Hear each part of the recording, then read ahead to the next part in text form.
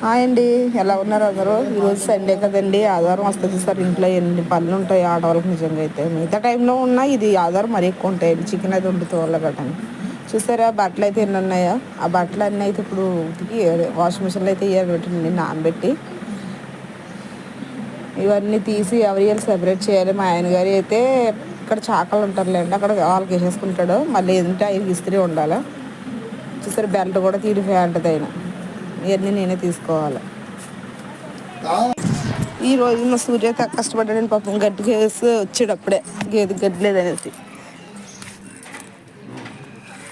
అవన్నీ పాపం కొద్దిగా హెల్ప్ చేస్తూ ఉంటాడు మా సూర్య. ఏదని చెప్పి చక్కర్లు గట్ట అన్నీ అందులో నుండి ఆ బట్టల్లో నుండి చూసారు. అవన్నీ తీసుకున్నాను.